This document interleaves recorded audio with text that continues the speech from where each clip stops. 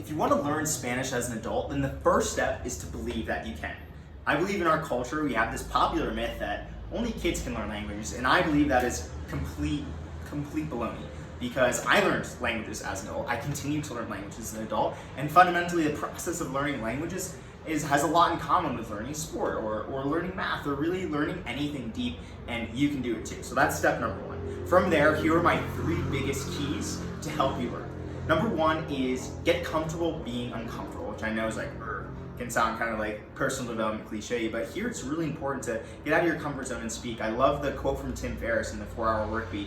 It's something like, a person's success in life is usually measured by the number of uncomfortable conversations they are willing to have. And that is absolutely true when it comes to learning languages, especially as an adult. You need to be okay with saying something incorrectly and getting laughed at or corrected by both friends and strangers. That is part of the process. And I know I got a lot better at Spanish and Catalan when I just embraced that, like, I'm gonna get laughed at and I'm gonna learn to love it.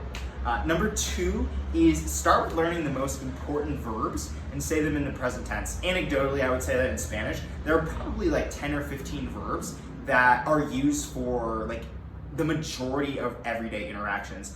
Like tener, which is to have, is used all the time. Ser and estar, which both mean to be. Hacer, which means to do or to make. Yo hago is I make. Learn, like decir is to say. Learn some of these really popular common verbs in the present tense. That way you can get out there and start forming real sentences.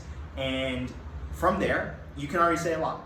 Then the next step is you're gonna need nouns of those. So tip number 3 is to tap into the power of cognates. Now a cognate, in Spanish, cognado, which is a cognate, is when words have the same root.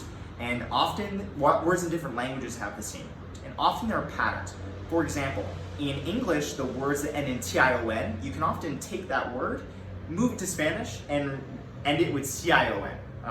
For example, instructions, instrucciones, identification, identificación. You can already hear, like, and you already know a lot of these words, and you can start saying them right away just by changing that T to a C and switching the accent to Spanish. This is an advantage, by the way, that adults have over kids because you already know English, you already have this baseline understanding of a lot of words that you can take with you over to Spanish. And they're not always right, but they're right enough of the time to get you into speaking and into conversation. These are the big rocks. Obviously there's a lot more we can talk about in terms of learning Spanish, but get out there, get uncomfortable, say sentences as soon as possible, and believe you can.